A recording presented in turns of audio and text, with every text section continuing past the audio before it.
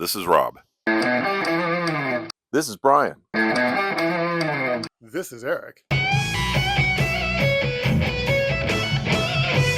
But I mean, like studying effects stuff when I was still in school and just out of school and stuff, like, yeah, you would go to the library. And I remember seeing the big ILM book over at the library in Reseda. Oh, wow. Not Reseda High, but the Reseda Library. Right, yeah. The West Valley Library. Just around the corner from Eric's house. Yeah.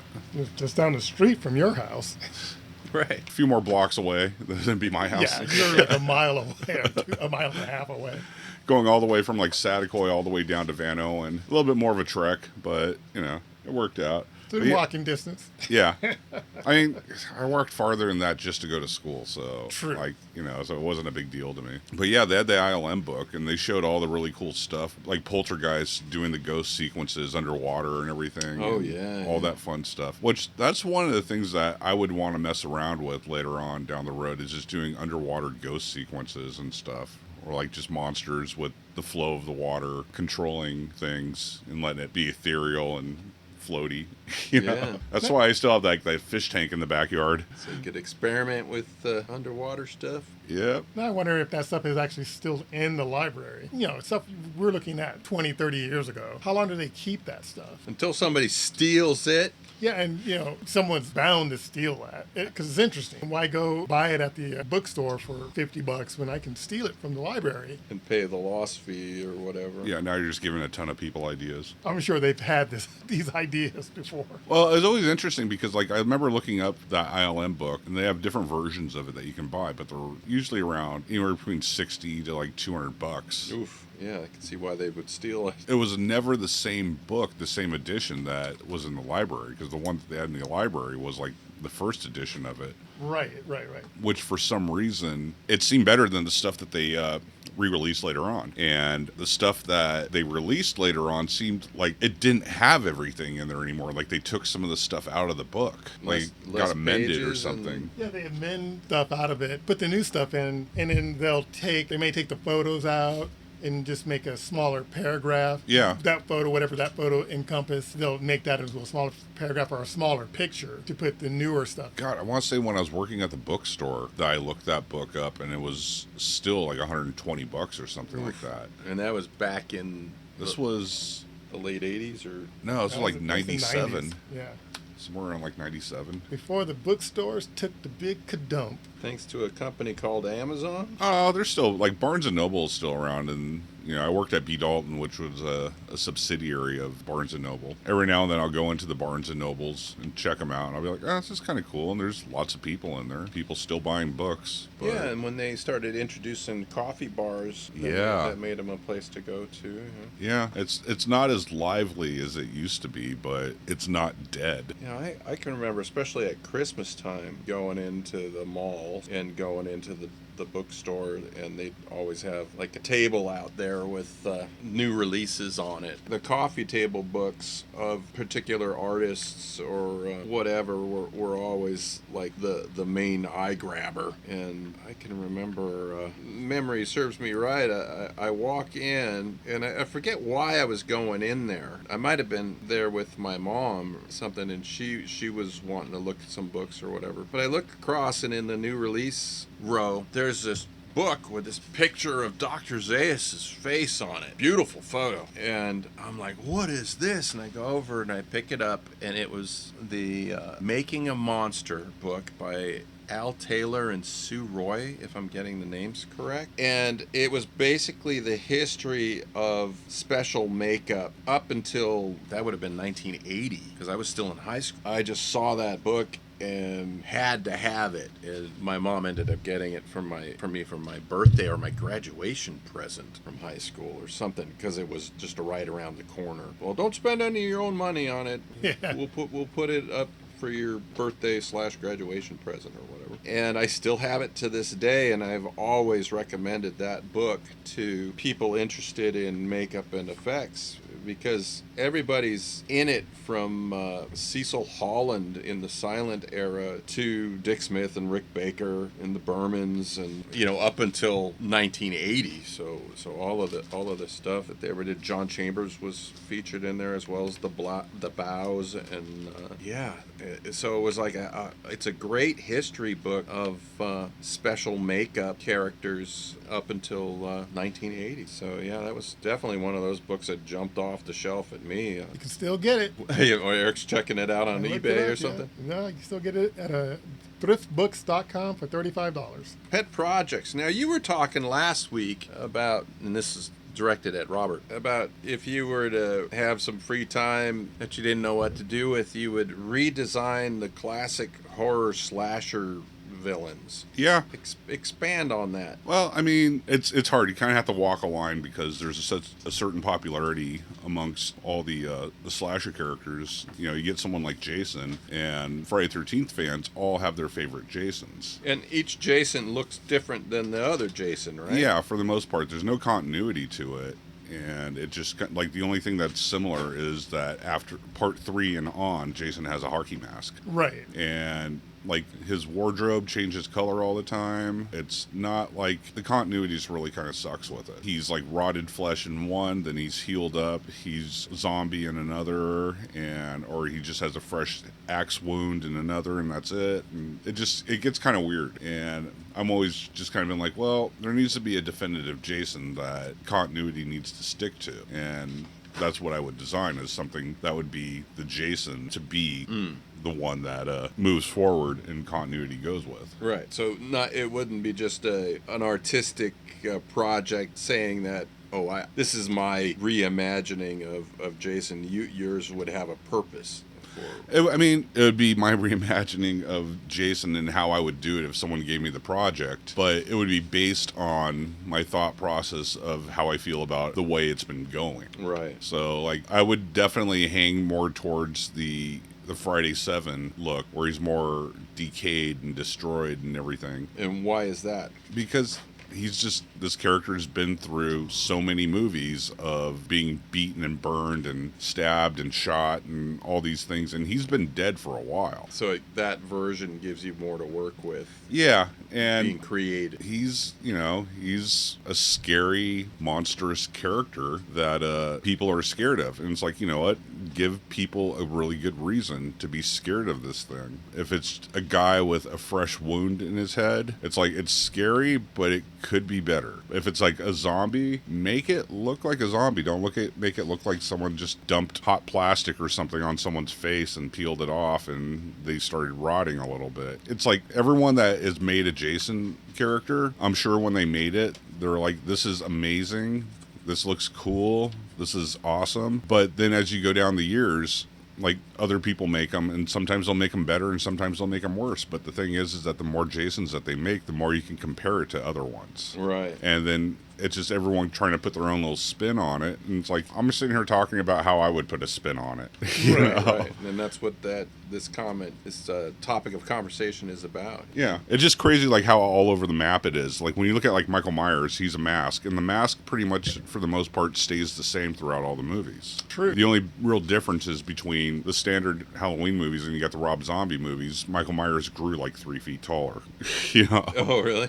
He was pretty tall in the first one, wasn't he? From I mean, like, you're talking Tyler Mane playing Michael Myers. He became, like, when you look at, like, kind of like the archetype of Michael Myers, he's stealthy. You know, he moves in the shadows for the most part. He comes out and he'll kill you and stuff. Tyler Mane, and no offense to Tyler Mane, he's a great actor and everything, but his portrayal of Michael Myers is more of a juggernaut, where he kind of busts through a door, busts through a wall. A Victor Crowley type thing. Yeah, it's just, I think Michael Myers has a bit more finesse and is not as clunky. Like, Jason is more clunky. It's like if you were to turn Freddy Krueger into a big bodybuilder kind of guy, and then he's going to walk through walls and stuff. It's like, no, he's a smaller guy. He's more agile. It's not going to work if he's a big wrestler. You're reimagining it in a way that it's not the same character anymore. Yeah. Those are like some of my problems with the Rob Zombie movies. And, like, there's a lot of people that would completely disagree with me on it. I respect the decisions that people have for it. Some people gravitate towards things to be a certain way. And my gravitation is more towards, I like him sleek. I like Michael Myers more of a character that's part of the night, as opposed to standing out, beating things up and blowing things up. I mean, like, I've done a career of that stuff with Victor Crowley, because Victor Crowley is not part of the night. He is a guy that's just going to juggernaut straight at you and rip you from limb to limb. Yeah. I would love to make my own version of a Jason, as well as like a Freddy Krueger. Not much you can do with Michael Myers. Yeah. Right. I thought Freddy was kind of never really changed through the movies. I mean, you know, he had the sweater, he had the hat, he had the knife gloves, he was burned. I didn't notice too many serious changes in Freddy Krueger throughout the years. When Kevin Yeager got the gig to do the second Nightmare on Elm Street movie, he called me over to his place to help him try to visualize some concepts that he wanted to do to redesign Freddy and make him not look so much like pizza and stretched cheese from the Dave Miller version for the first film. And Kevin said, well, this is the second movie, so Freddy I want him to look like he's healed up more the second time around. And I was like, but I'm thinking to myself, but he's a nightmare. There's nothing to heal up. The scarier the better, or whatever. But Kevin's concept was to make the wounds more subtle, or the scar tissue more subtle, as if Freddy had healed or aged or whatever. And so for 2 and 3, it did have a subtler scar tissue look to it. I don't recall how it changed after those 2 films, because I wasn't involved with the others. But yeah, it's interesting thought process and concept, you know, way back when. Yeah. But what would you do with Freddy as your pet project reimagining? Like, you just kind of said it, where Kevin Yeager is like, I want him to look kind of healed up and stuff. And to me, Freddy never would have healed. He would look just like he would look the second life left his body, which is completely black and burned, bloody, Jarred. Yeah, just a mess. It's like if I was gonna shoot something with Freddy in it, like a trailer or just a short or something, you would know Freddy's in the room because you would see smoke seeping in underneath the doors. Like, he would still be smoldering. And that's what I see when I think of the character. It's like, I know what Freddy looks like. I grew up watching the movies and everything, but if I was reading this script and this concept for the first time, that's what I would gravitate towards, is that he is char and blood and still smoldering underneath all that stuff. So, like, if you were to take off his hat, you would see the stretchy goo come off with it. Ooh, okay. Not like saying that, he's going to be sticky all over the place, or if he touches somebody or touches a wall that you're going to see it stringing off of him and stuff, but it would just be more gruesome in the way of doing that. It's like, I always thought, like, when they did the remake, they made him look very realistic, as though somebody had survived burns and healed up over him and everything. And I was just like, that's just realistically as though they survived, and Freddy didn't survive. Right. So to me, I'm just like, nightmare fuel to me is Freddy looking like what his body would have looked like the second life left his body in a fire. Like, how bad does it get? Maybe even seeing some bone on his jaw or something. Ooh. Some of the flesh is burned off completely. Just horrific. To me, like, Freddy Krueger, like, Robert Englund is amazing as Freddy Krueger, and there's nobody can freaking fill in those shoes. His makeup is very iconic, but I'm like, it's tame. It's tame to what I would consider it to be with that character if I read that for the first time. So yeah, and there'd be all kinds of things. I'd make the glove a little bit different. I'd keep the same kind of look to it, but at the same time, the glove wouldn't look as clean. It would be heavier gauged blades. Right. Within the same shape, but not as thin looking. I wouldn't want, like, steak knives to be the concept, or paring knives for what he has on the ends of his fingers. What was he? He was the school janitor? I don't recall. The only thing that I remember was they did the TV show Freddy's Nightmares, and like in the first one, they had Freddy as Freddy before he got killed. Right. And he was in a courtroom, and they acquitted him, and he left the court a free man, went back to a warehouse, and he had like an ice cream truck sitting there. And I just remember him grabbing the ice cream truck and going, "Hello, baby, I'm back," or whatever. And then, like, the parents came and burned him alive in the boiler room. I'm not quite sure what he did. I mean, like, you see in, what was it, Freddy's Dead, where Alice Cooper plays his dad, and you see Freddy Krueger as an adult making these gloves, and they the different versions of the Freddy glove. Yeah. Like, one had razor blades on it, and and just all kinds of like destructive things. But I've always kind of looked at the glove, and it's like it's very sleek and it's very representative of what Freddy's makeup is in that too. It's tamed down. It's like if he made these things, they're going to be extremely durable. They're going to be thick bladed, and they're not going to be clean and shiny. Right. You know, there's going to be a little bit of rust to them. So maybe he made them out of bayonets or yeah, just sheet you know, metal like or something. Something like that. I mean, I don't want to move away. I wouldn't want to move away from the actual look of what they are now, but dingy them up a little bit, make them like to me. Like seeing a thicker blade is more scary than the thinner ones because it's almost like you can bend the thinner ones. Right. And it's like, yeah, they'll be sharp, they'll slice you and stuff like that, but like for the dingy, heavier blades seem like they do more damage in a sense. If not, you know, just all the shit that's on the blades, it's going to sting even more when it slices into you. Oh, God, yeah. I would say that, like, it can go a lot scarier, and that's what I would want to do is to make it a lot more scarier because he's the worst thing in your nightmares. So that would be like my pet project when it comes to Freddy is to make a version that I like, that makes sense to me on it. I'm sure there's a ton of people that would completely disagree and say that's blasphemy for me. It's even To go there. Yeah, but yeah, again, it goes back to this was our topic of conversation. You know, with pet projects you would want to do. So it's not that you're wanting to upset the apple cart. You're just.